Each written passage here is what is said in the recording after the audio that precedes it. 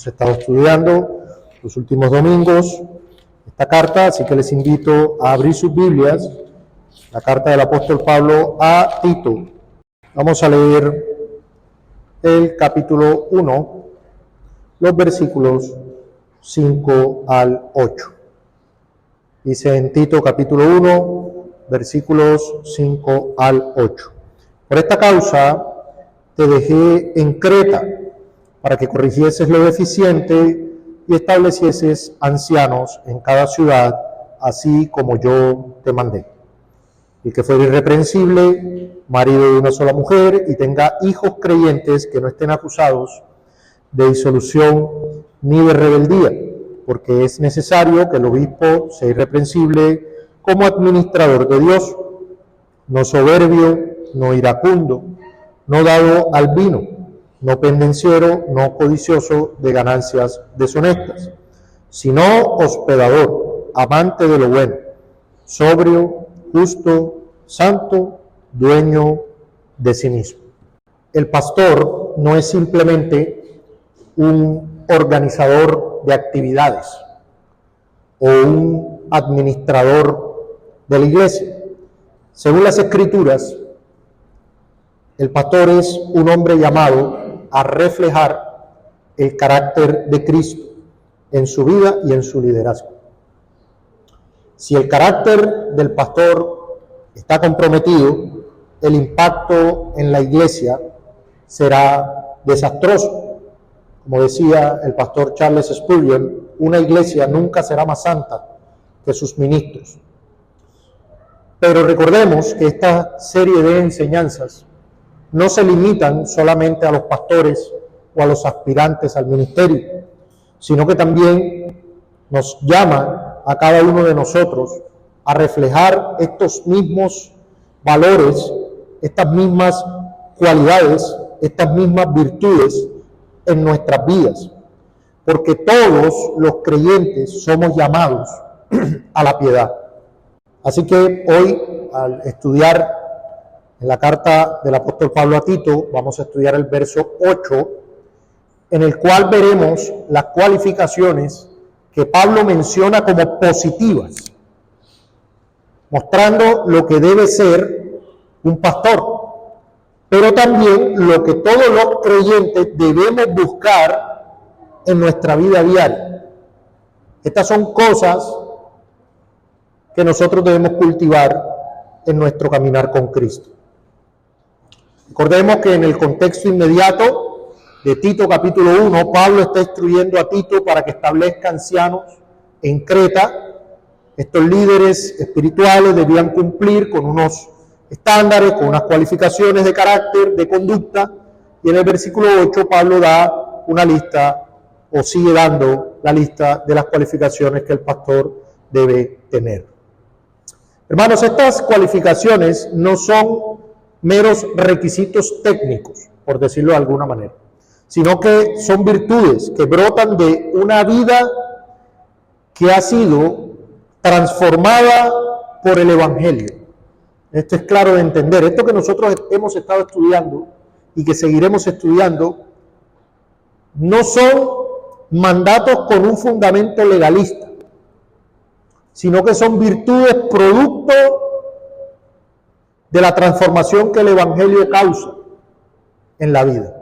Pablo contrasta aquí, en el verso 8, lo que dijo en el verso 7, donde se menciona lo que un pastor no debe ser. Ahora se centra en lo que sí debe ser. Y esas son las cualificaciones que vamos a estar estudiando en esta mañana. En primer lugar, el verso 8 dice que el pastor debe ser hospedador. Hospedador. Dice el texto, sino hospedador. La palabra hospedador evidentemente se refiere a una cualificación o característica que es la hospitalidad. La hospitalidad. Y la hospitalidad era crucial en el contexto del Nuevo Testamento. ¿Por qué era crucial? Porque los viajeros cristianos y los misioneros de la iglesia primitiva dependían de la generosidad y de la hospitalidad de otros creyentes. La palabra griega usada aquí como hospedador es una palabra que literalmente significa amante de los extranjeros. Amante de los extranjeros. ¿Sí? Entonces, quiere decir que un pastor o el aspirante al ministerio debe ser hospedador. Y aquí debemos aclarar esto a nivel contextual, hermanos, porque hay un malentendido. Y si nosotros sabemos lo que la Escritura enseña respecto a la depravación total del hombre, y en la práctica nosotros vemos la realidad del pecado y de la maldad en el mundo, nosotros entenderemos de que esto tiene un contexto claro. No quiere decir que nosotros vamos a abrir las puertas de la casa a cualquier desconocido. El contexto lo podemos ver, por ejemplo, en el Evangelio, en la carta del apóstol Juan, en la tercera carta del apóstol Juan, en capítulo 1, en donde el apóstol Juan alaba la hospitalidad del hermano Gayo. Dice, en tercera de Juan, capítulo 1, verso 5, amado, fielmente te conduces cuando prestas algún servicio a los hermanos, especialmente a los desconocidos, los cuales han dado ante la iglesia testimonio de tu amor, y harás bien en encaminarlos como es digno de su servicio a Dios, para que continúen su viaje, porque ellos salieron por amor del nombre de Él, sin aceptar nada de los gentiles. Y dice en verso 8, nosotros pues debemos acoger a tales personas para que cooperemos con la verdad. O sea que nosotros, al ser hospitalarios, al ser serviciales, amorosos, estamos cooperando con la verdad. Entonces había un contexto acerca de los misioneros, acerca de los maestros itinerantes que viajaban, y el llamado era a la hospitalidad, aun si estos hermanos no eran conocidos por quien los hospedaba. Nosotros sabemos que ciertamente hay unos principios de prudencia, hay unos principios donde nosotros debemos ser cuidadosos en este asunto, pero debemos entender la enseñanza de fondo, lo que se está diciendo aquí. Yo quisiera poner un ejemplo práctico para que se entienda. Yo recuerdo hace algunos años, yo tenía un viaje a la ciudad de Bogotá y necesitaba quedarme en algún lugar para poderme congregar en la iglesia. Y llamé a un hermano de esa iglesia, hermano que había sido pastor también de esa iglesia, y le dije, hermano, ¿cómo está? Mire, yo soy un hermano, me congrego en tal iglesia y conozco al pastor tal, que yo sabía que ellos eran conocidos, y con él me puede referenciar, y yo necesito que me recomiende quedarme en algún lugar. No sé si sea posible con algún hermano. Y recuerdo, fue muy impactante, porque claro que sí, hermano, venga, se queda en mi casa. No hay ningún problema. Y uno, claro, yo en ese momento pensé, pero no va a llamar primero a confirmar si le estoy diciendo la verdad.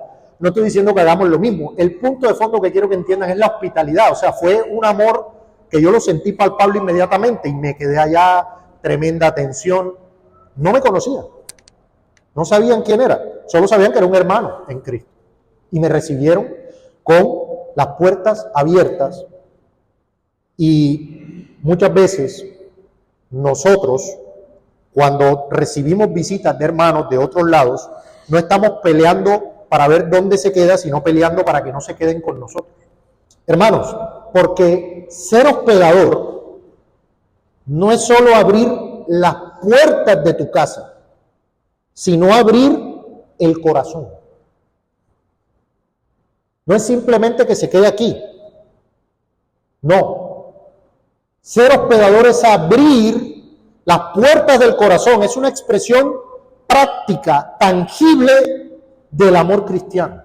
Vivimos en una época donde las agendas están llenas, donde el individualismo prevalece, en donde no queremos salir de nuestra rutina diaria, de nuestras zonas de confort.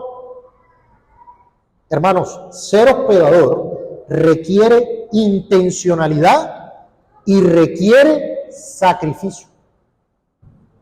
Requiere intencionalidad y requiere sacrificio. Qué bonito sería, ¿verdad? Vienen unos hermanos de otra ciudad que se van a quedar aquí por este fin de semana y toda la iglesia, todos los hermanos peleando para que se queden con ellos. Sí, claro, yo pongo mi casa a la orden. Claro que sí, que se queden con nosotros. Claro que sí. ¿Cómo probamos lo que estamos diciendo por la Escritura? Porque esto no es un llamado para el aspirante a pastor. Es un llamado para él, pero no solo para él. Debe ser hospedador, pero todos debemos ser hospedadores.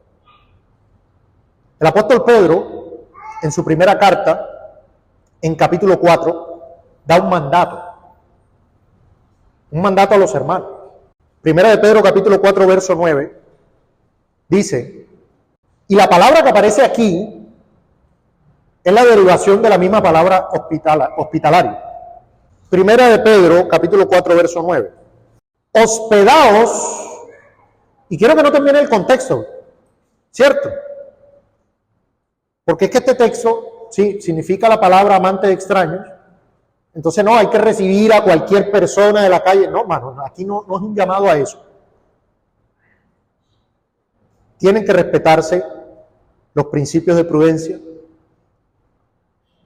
Pero mire cómo dice el apóstol Pedro, hospedaos los unos a los otros, hablando de los hermanos. ¿Sí? Pero le agrega, sin murmuraciones. Sin murmuraciones. Mi querido hermano, mi querida hermana, ¿cuál es tu reacción cuando un hermano te dice que va para tu casa a visitarte? Cuando una familia de la iglesia dice, hermano, ¿cómo está? ¿Está en su casa? Sí, voy para allá, vamos para allá. ¿Cuál es su reacción? ¿Es sin murmuración? Y cuando hablo de sin murmuración no estoy hablando de decirlo, estoy hablando del corazón. No puede ser. Otra vez. Ahora me toca brindar algo. Ahora me toca hacer aseo. Ahora me toca organizar la casa. Ahora ya no puedo hacer lo que tenía pensado. Obviamente, hermano, no estamos hablando aquí de que si hay una cosa de fuerza mayor, hermano, es que vamos a salir, hermano, es que no vamos a estar, hermano, es que estamos haciendo algo. Pero muchas veces, hermanos, es simplemente por la incomodidad de recibir a nuestros hermanos. ¿Y qué dice el apóstol? Hospedados los unos a los otros sin murmuraciones. En Hebreos capítulo 13, verso 2 encontramos la misma idea. No os olvidéis de la hospitalidad, porque por ella algunos, sin saberlo, hospedaron ángeles. Está hablando claramente del caso de Abraham. Y no solamente hospedó ángeles. ¿Sí? Este pasaje en Hebreos 13 conecta la hospitalidad con una bendición espiritual. ¿Sí lo notan? O sea, al Abraham ser hospitalario fue bendecido. No estamos diciendo que fue por eso, pero este pasaje conecta esas dos cosas. No olviden hacer esto. ¿Por qué? Porque miren lo que pasó con Abraham. Ese es el paralelo que se está haciendo aquí. O sea, él fue bendecido, recibió ángeles. ¿Por qué? Por ser hospitalario. ¿Sí? O sea, hay una bendición, hermano, en obedecer este mandato de Cristo. Entonces no se trata solo de abrir nuestras casas. Se trata de abrir nuestras vidas para mostrar el amor de Cristo. Hermanos, si debemos hacer esto, porque es la voluntad de Dios. No solo debemos recibir a los hermanos, deberíamos recibir, hermanos, especialmente a los necesitados, a quienes son diferentes de nosotros, hermanos. Deberíamos recibir. A veces somos hospitalarios selectivos, ¿sí? No me gusta recibir a tales hermanos porque yo sé que el hermano colabora con dinero, o porque yo sé que la hermana colabora con el aseo al final, o porque yo sé que, no sé, cualquier cosa. Hermano, la hospitalidad es una virtud que refleja el carácter acogedor de Dios. ¿Sí? Entonces, si usted es de los que ante la hospitalidad de una vez le sube la cosa de, está pecando. Porque ese no es el mandato bíblico. Es sin murmuraciones. Entonces usted debe entrenar, santificar esa parte. ¿Cómo me ha recibido mi Señor? ¿Cómo ha sido mi Señor conmigo? Hoy voy a mostrar su amor también para con mis hermanos. Son maneras prácticas. Hermanos, y muchas veces las iglesias locales se estancan en su crecimiento, en su edificación, en su comunión, por la falta de hospitalidad. ¿Cómo se cultiva esa comunión si no se comparte? Porque los hermanos no se reciben, porque los hermanos no son hospitalarios. Ahora, también podemos entender y aplicar esta cualidad, esta virtud de ser hospitalarios a la vida de iglesia, en el sentido de aquellas personas que no son miembros de la iglesia. Miremoslo desde un punto de vista de la iglesia. Dice en Éxodo 23:9, le decía el Señor al pueblo de Israel, le decía en Éxodo 23:9 lo siguiente: y no angustiarás al extranjero, porque vosotros, noten esto, este texto es muy interesante, hermanos. No angustiarás al extranjero, porque vosotros sabéis cómo es el alma del extranjero. ¿Por qué? Ya que extranjeros fuisteis en la tierra de Egipto. Hermano, he conocido iglesias locales que le niegan un plato de comida a las visitas de la iglesia. No hay que darle porque no son miembros. No hay que hacer esto porque no son miembros. Hermanos, la membresía ciertamente tiene unas responsabilidades, tiene unas cuestiones, hay unos derechos y deberes que tienen los miembros, pero la expresión del amor cristiano tiene que extenderse también a nuestras visitas y a las personas que aún no son miembros. No podemos oprimirlos, maltratarlos, como hacerlos sentir que son una especie o que tienen una dignidad personal menor. Nosotros no somos maniqueos, hermanos. El maniqueísmo era una secta de la iglesia temprana, en donde habían unos miembros que eran la élite espiritual, allá elevada, y los que iban al culto se beneficiaban de la santidad de ellos por comunicación. Hay iglesias locales que actúan así. Hermanos, nosotros debemos crear un ambiente acogedor, cálido, con las visitas de la iglesia. Debemos ser hospitalarios. Y esto no importa si usted no tiene recursos amplios. No tiene nada que ver con eso, hermano.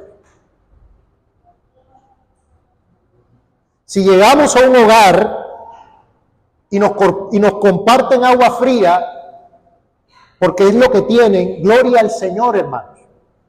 Esto va más en abrir nuestro corazón y compartimos lo que tenemos, hermanos. Pero alguien que no está dispuesto a abrir su hogar o compartir lo que tiene con otros, refleja un problema en el corazón, hermano. Viene la visita, esconde eso. Escóndelo para no compartirlo. Es un problema. Entonces, el aspirante al ministerio, ¿sí?, debe ser una persona accesible, que su hogar sea accesible. Fue un error del pasado con un ordenado al ministerio en donde nadie conocía su casa, nadie había ido, usted no sabía cómo vivía, con quién vivía, qué hacía, no sabía nada. El aspirante al ministerio tiene que ser una persona accesible, hermano, que tenga un hogar de puertas abiertas. Debe ser un hombre que en medio de su semana ocupada abre su casa para cenar con una familia que enfrenta dificultades, con un hermano que necesita consejo, que se esfuerza por ayudar, por servir. No es que los hermanos viven lejos, entonces hay que ir hasta allá, no importa. Si usted ve un hombre que solo se relaciona con un grupo cerrado, evita interactuar con aquellos que tienen de pronto menos recursos, menos nivel educativo, eso contradice el espíritu de la hospitalidad. ¿Cuándo fue la última vez que abriste tu hogar para los hermanos? ¿Cuándo fue la última vez que lo hiciste? No, pero es que a mí nunca me dicen que quieren ir. ¿Y cuándo los invitaste? Hermano, les invito, hagamos el compartir en la casa. No es que me da pena porque mi casa es muy humilde o porque no tengo que brindar y demás. Hermano, reunámonos, hermano. Vamos, hablemos de la palabra. ¿Sí? La segunda virtud mencionada en el texto es amante de lo bueno. Amante de lo bueno.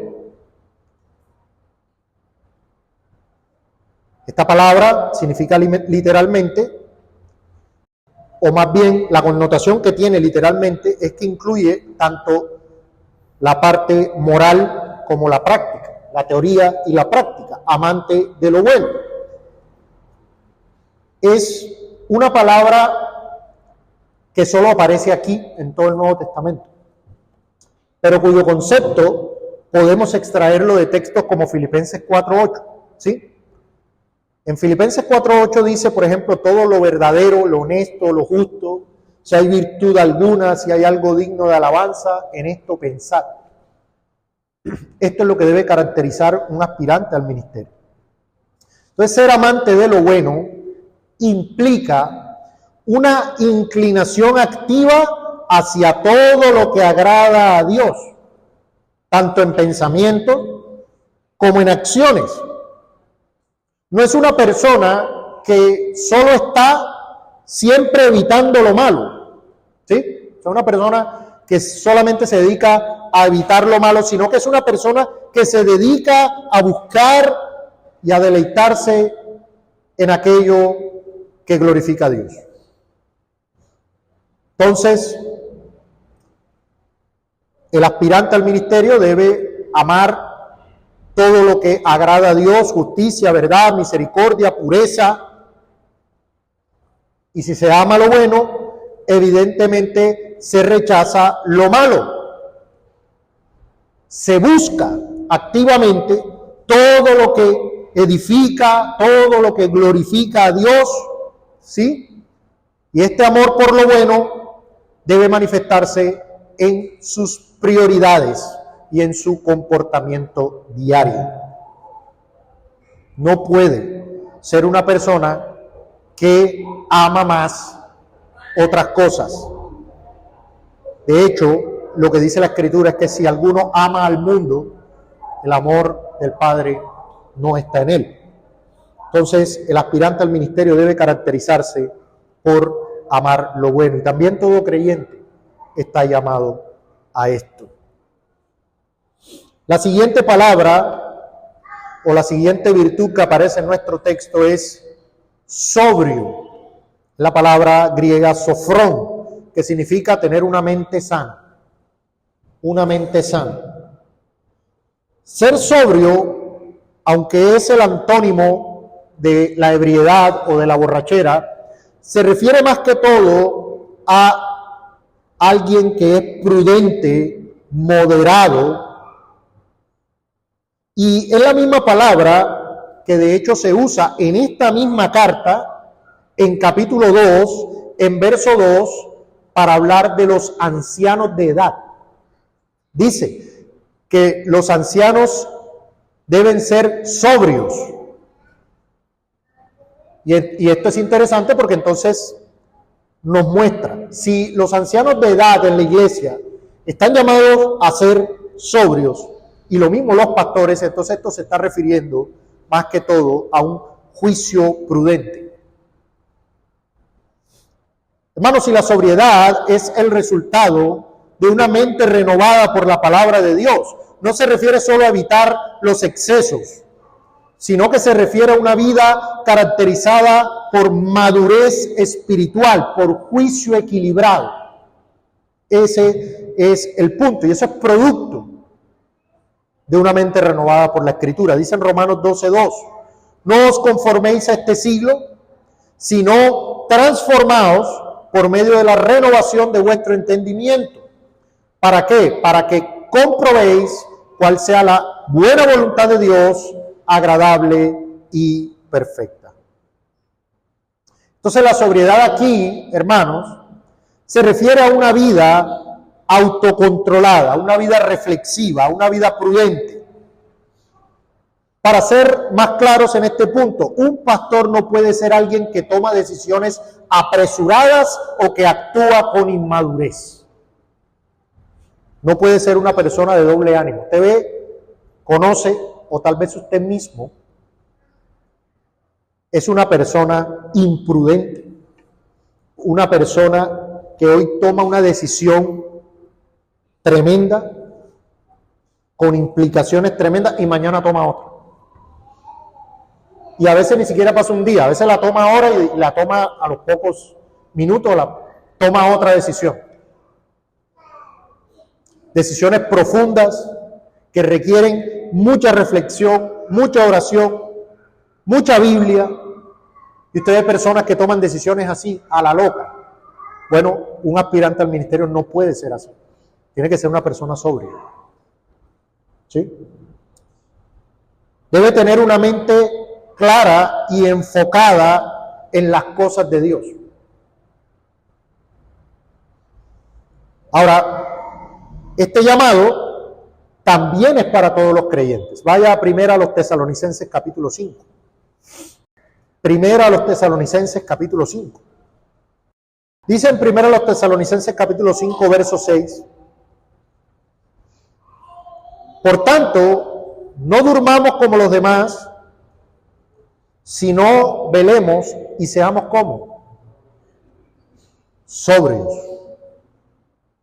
¿Sí ve? Es un llamado para todos. Le quiero, hermano, que tengamos muy presente esto, porque tal vez estamos haciendo este estudio, no, pues, tremendo compromiso tienen los pastores, ¿no? Si usted se da cuenta, estamos leyendo Tito y encontramos textos en otros lados que hablan de lo mismo, pero para todos los creyentes. Pues los que duermen, de noche duermen, y los que se embriagan, de noche se embriagan. Pero nosotros somos del día. Seamos sobrios. Seamos sobrios. ¿Y cómo sé si soy sobrio? Hágase preguntas. ¿Cuántas veces actúa impulsivamente? Cuando tiene algo por hacer, cuando tiene una decisión que tomar, cuando hay un tema importante, cuando ocurre alguna cuestión particular. La sobriedad es esencial, no solo para los pastores, sino para todos los creyentes. Usted imagina un pastor imprudente, impulsivo, que toma una decisión hoy y a la hora toma otra, y al día siguiente toma otra, pasa algo y sin orar, sin buscar al Señor, sin profundizar la Escritura, de una vez va haciendo las cosas. ¿Sí? Como Saúl. ¿Te recuerda? No está pasando esto, ¿qué hago? Bueno, yo voy a hacer aquí el sacrificio yo mismo, aunque no tengo la autoridad para ello. ¿Y qué le dice Samuel? Locamente has hecho. No fue sobrio. ¿Sí? No atendió a la voluntad del Señor. Dice el texto que debe ser justo. Justo. La palabra es dikaios, recto, justo, conforme al estándar de Dios. ¿Sí? Es la misma palabra que se usa para referirse a José en Mateo, ¿verdad? Se usa para describir a José, el esposo de María, que era justo. Y esa justicia a qué lo llevó, a actuar con misericordia, con rectitud. Él quería hacer las cosas de la manera más justa posible, de la manera más íntegra posible, reflejando el carácter santo y justo de Dios. Esto implica en el liderazgo, en decisiones imparciales, en un trato recto hacia los demás. ¿Usted se imagina un pastor injusto en un proceso disciplinario? ¿Usted se imagina un pastor injusto juzgando una situación? Eso sería terrible, hermano. Pero, como les decía, también este llamado es para todos los creyentes. En Efesios 6:14 dice: estad pues firmes, ceñidos vuestros lomos con la verdad y vestidos con la coraza de justicia. Todos los creyentes estamos llamados a ser justos. Y la justicia en este contexto no se refiere a la justicia legal, no se refiere a lo que conocemos como la justificación. Se refiere a la manera de vivir, a la justicia práctica, ¿sí? A vivir de una manera recta, conforme a la palabra de Dios. Entonces, un pastor justo va a tratar a todos con imparcialidad, buscando siempre honrar a Dios, agradar a Dios y no a los hombres. Entonces, se necesita de un hombre que a la luz de la palabra de Dios pueda juzgar con justo juicio. La siguiente palabra es la palabra santo. La palabra santo, que significa devoto o piadoso. O sea que esta palabra santo que aparece aquí es una palabra diferente a la palabra que se utiliza para hablar de los santos. O sea, de la santidad como pureza, ese santos de apartados.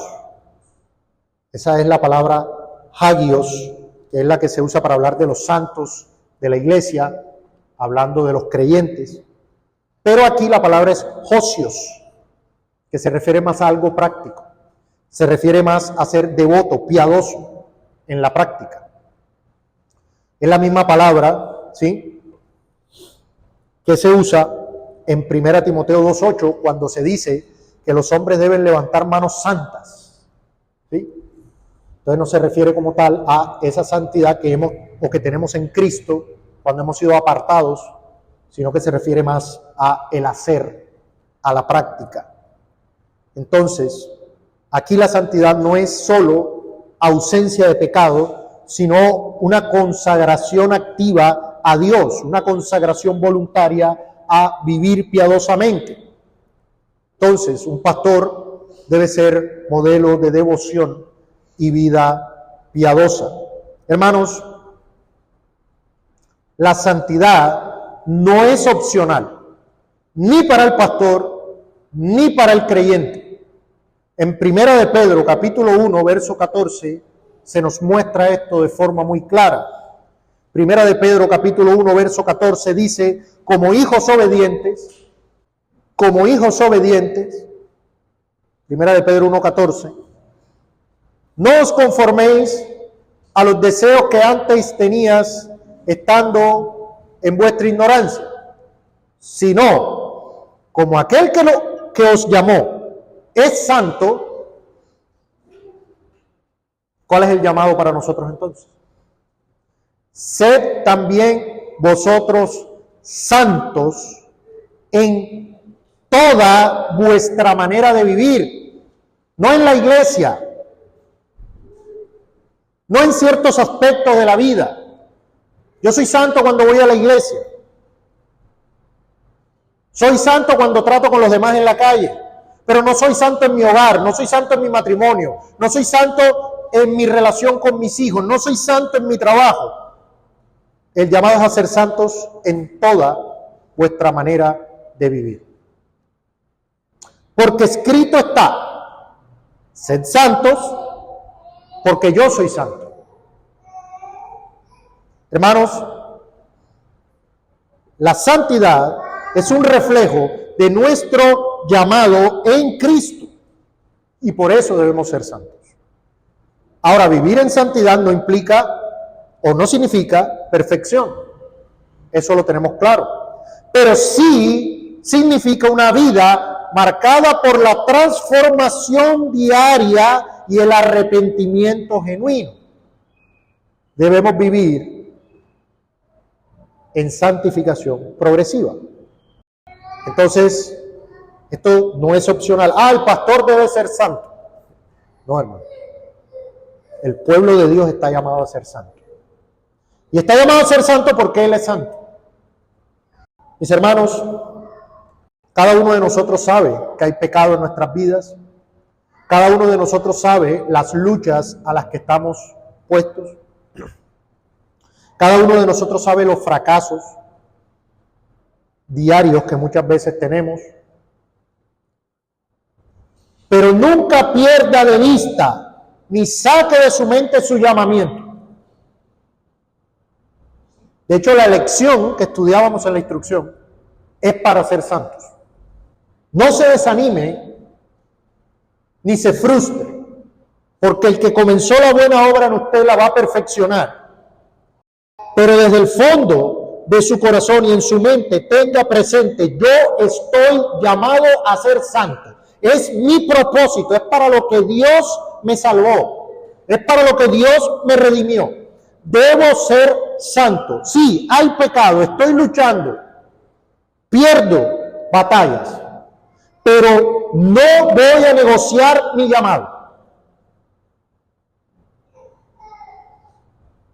Estoy llamado a ser santo, porque Él es santo. Y voy a seguir, y voy a luchar, y voy a batallar, pero estoy llamado a eso. La siguiente palabra que se menciona es dueño de sí mismo. Dueño de sí mismo. Es la última cualificación que aparece en el verso 8. ¿Sí? Es la palabra encrates, que significa control sobre uno mismo. Control sobre uno mismo.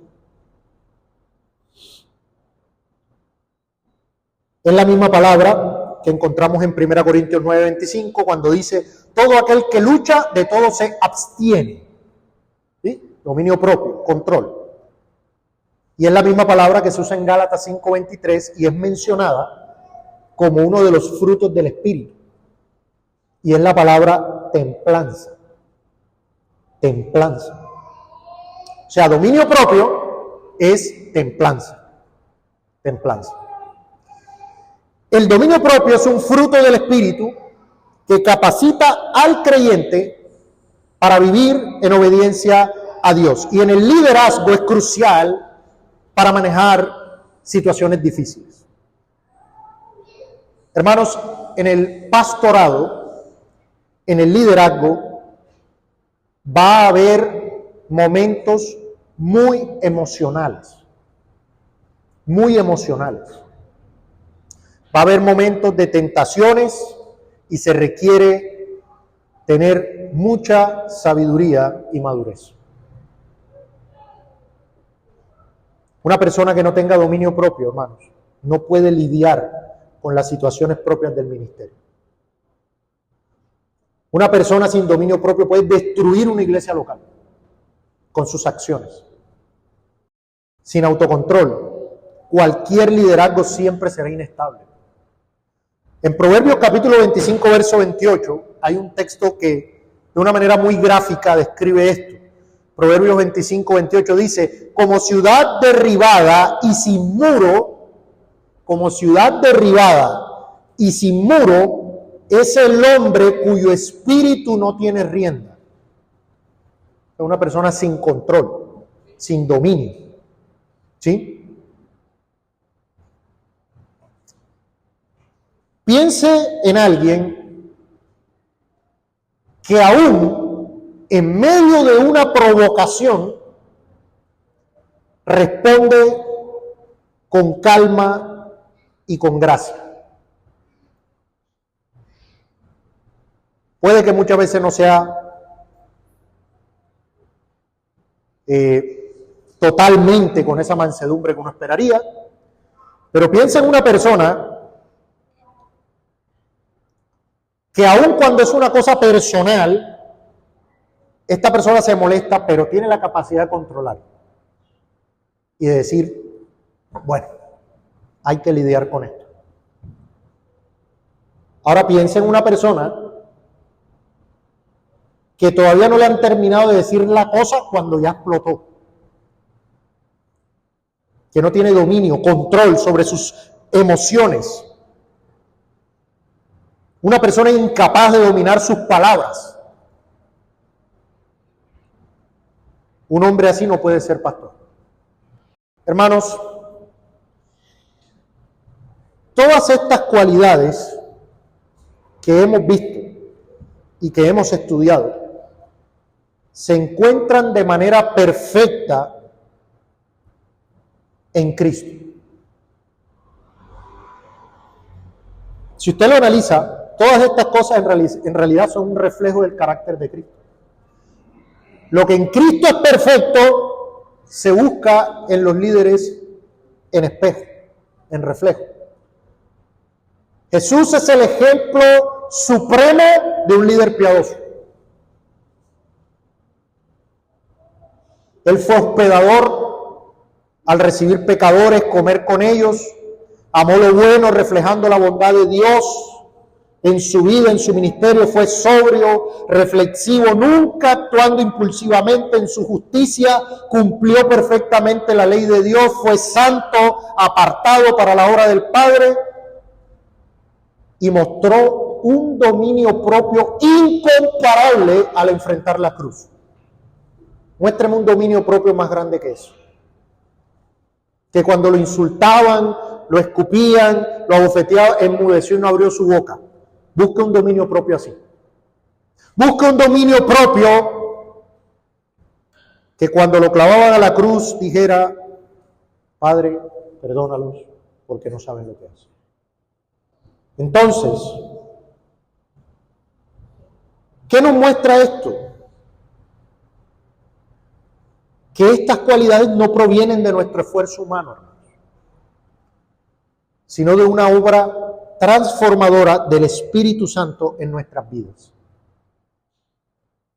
Ni el aspirante al ministerio, ni nosotros como creyentes, podemos producir esto por nuestra fuerza, sino que esto es producto del Espíritu Santo, como nos lo enseña Gálatas 5.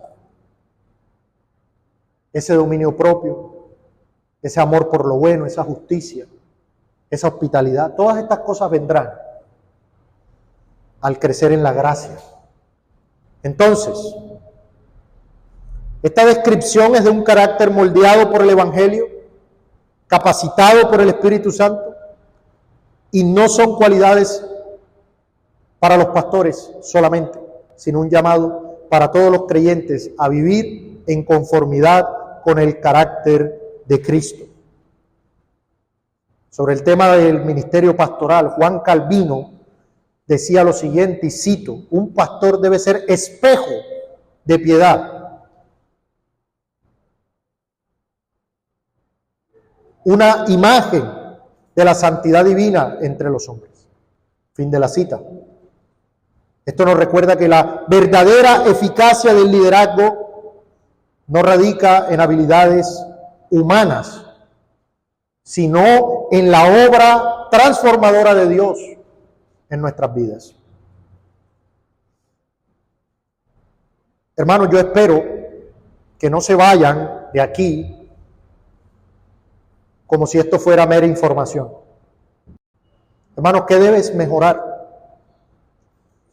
¿Qué debes santificar en tu vida?